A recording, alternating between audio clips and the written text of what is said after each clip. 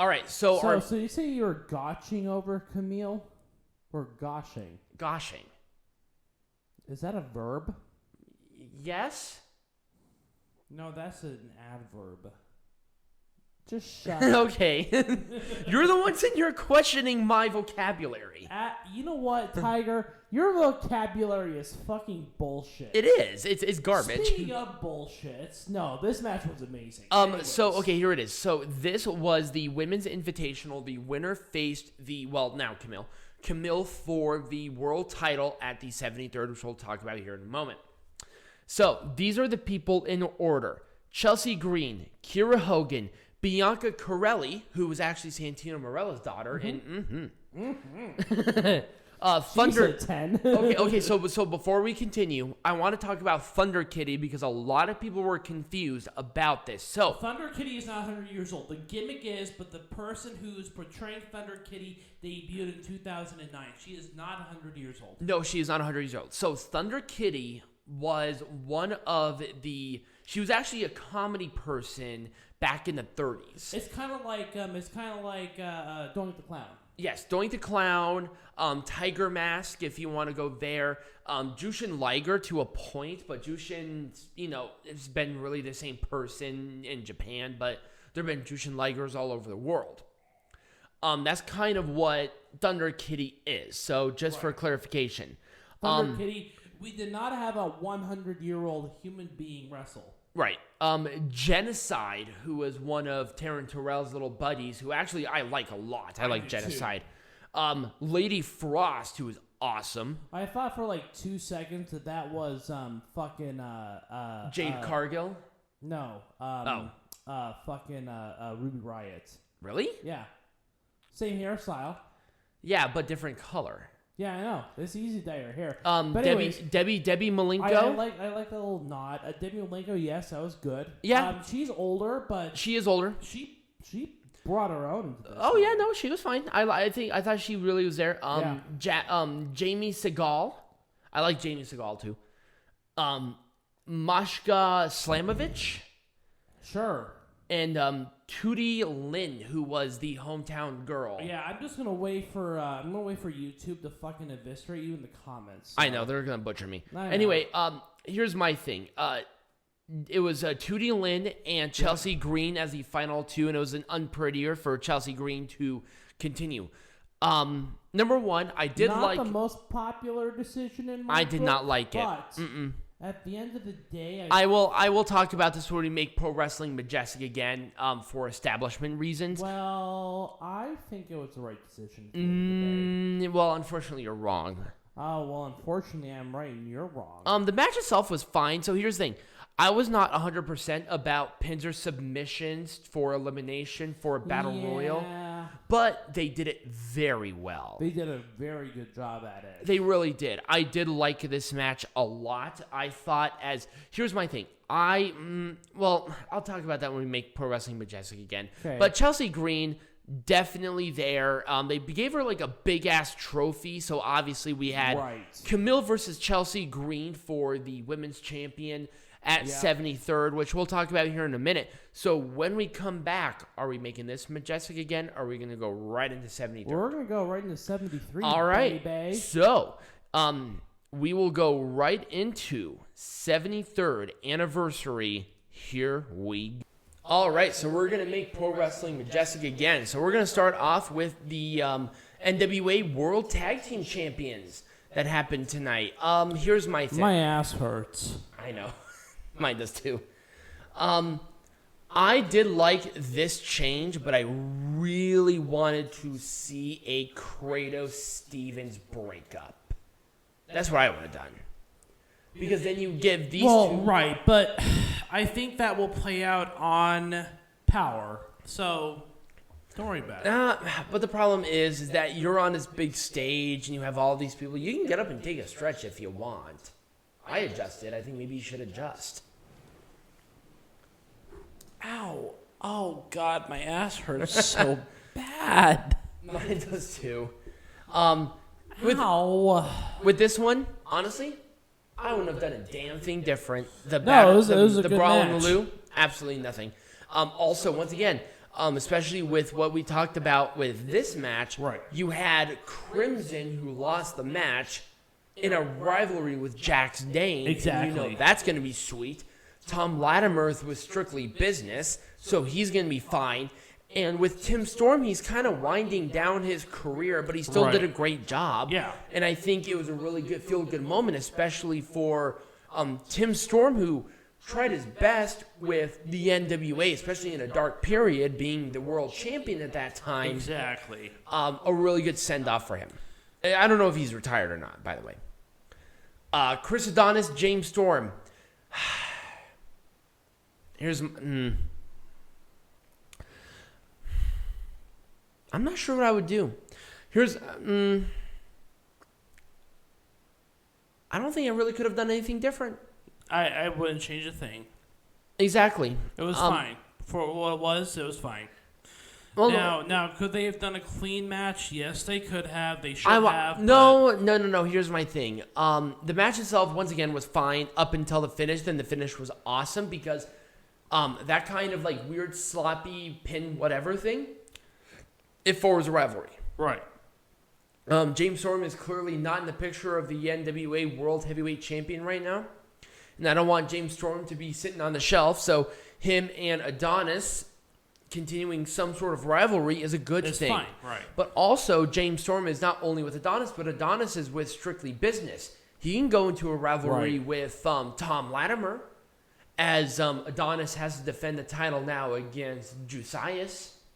Right. So, there's a lot of different things with this, especially with this, like, crazy pin. Yeah. That's something that can happen more. Right. Something that can be done in the future. Right. So, once again, an open chapter that you got to finish, and I don't mind that. Once again, thinking 5 steps ahead. I wouldn't have done a damn thing different. Not a single thing different. Nope. I probably would have given the match a little more time. Yep, that's the only thing. Maybe a little more drama. Maybe something so razor close. Maybe even a false finish. Yeah. Where Adonis did something sneaky and rolled up Trevor Murdoch, where he won, and then Murdoch got and then Corgan came out and did that, and then that's where the fight started with Adonis and Corgan. That would have been cool. Mm-hmm. There would have been a lot of better ways to do the ending than they did. But you know what? The right person won. Yes. 100%. And now Aldis is going to do something that I think it said Adonis. Nick Aldis. Mickey James and Kylie Ray.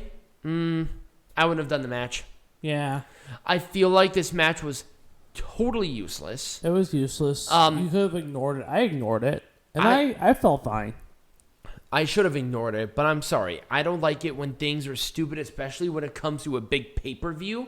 No. It doesn't make sense. Mickey James, if they were going to do this match, this should have happened on Empowerrr. There was no reason for this at all. None. But the only thing that really saved this was the Deonna Purrazzo attack. Oh, yes. That is legitimately it. But, hindsight's 20/20. Mickey James maybe should have chosen a different opponent. A couple of other matches that should have happened that could have been better that I just didn't have pictures for. The 6-man tag, I would have totally put on something different, not this. Yeah, the 6-man tag was full of shit. It was full of shit. It was total garbage. I would have put that on this pay-per-view. I would have taken that time and separated it out into some better matches. Yep. Maybe that world title match could have been a 30-minute, awesome match. A 30-minute classic. Right. Time limit draw, 5 more minutes. Are you kidding me? Everybody in that building would have lost their damn minds. Right. That would have been sweet. Yeah. So, would have done something totally different than that. The Ric Flair segment, maybe drawn a little too much, but, it's Ric Flair. It's Ric Flair. I liked some of the little stories that they had. A lot of people really liked it, so great. The Kamille Chelsea Green match. I would have done a different contender, especially where they were. But Kamille winning was totally fine. It was fine. It was a right call overall. Yep. Let's go to Empowerrr. Let's talk about the Women's Invitational Cup. I'm going to be totally honest. I'm putting my foot down on it. Tootie Lynn should have won. If you were going to want to build a star, especially where they were, even if she lost her women's title match, it would have been a much better story than Chelsea Green winning, who's already established. She didn't have to win this, but she did. Right. I probably would have. That's what I would have done. I would have had the hometown girl win. Yeah. Face off, assign her to a full deal because she did really good. Mm-hmm. And well, then, I disagree with you on that. But, okay, well, elaborate then. Well, I don't think she was that good. There was just... We didn't know anything about her until she fucking debuted. You want someone who can draw viewers, and Chelsea Green can draw viewership. I hate this was a strategic move on NWA's part to draw attention to the fact that Chelsea Green was on the pay-per-view. Not some noob. Here's my thing. Obviously, it was sold out both nights. Yeah. And people were not going to pay for the women's world title match on the 73rd. No. It was just there. Right. But with the pop that I saw from Lynn, with the family there would have been a really good story there. But here's the thing. Maybe, but I just didn't know who she was. I didn't really care. I guess. I probably would have chosen, I don't know. I would have done, Debbie Malenko or something. Instead of Chelsea Green. Somebody who's established and also, oh, my God, this is another big payday where we could have maybe told the story a little bit better there. Right. But, maybe they just didn't know how good Chelsea or how good Debbie was going to be. Maybe exceeded their expectations. I wouldn't have done anything different. This was awesome. Layla Hirsch was okay. I don't think she was ready for this. Layla Hirsch won a very high profile match to get this opportunity. And then, once again, you had Kamille on AEW doing that. And then I thought they had a good build-up, so honestly. And then also the match itself was very good. They needed Kamille to face somebody else outside of the roster because I think they're trying to build that roster back. Mm-hmm. So if Layla Hirsch had to be the quote-unquote sacrificial lamb for Empowerrr, I think it was the right call. I wouldn't have done anything different. All right. Given that. Right. I wouldn't have done a damn thing different. Why the fuck would you? Not a single damn thing. And that's not because, we've been doing this for a while. Just because this match was awesome. Yeah. Especially with the attitudes. And also they built it really well. So they did.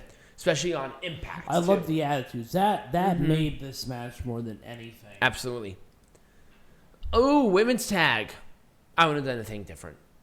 I thought they had a really nice mix of different teams. Yep. They had a really good pacing of everything involved in this. And I thought the right girls won. It really establishes a good precedent for the titles going forward. Especially for the NWA women's roster. It was NWA women who won. Right. And I'm excited to see where this goes. And at the end of the day, especially with an introduction with a new belt, that's what you want. Right. You want that excitement. We already talked about it. I wouldn't have done anything different regarding any of these. No. I know you don't want to talk about it, but the triple threat match. It has to be on the card somewhere. What would you do?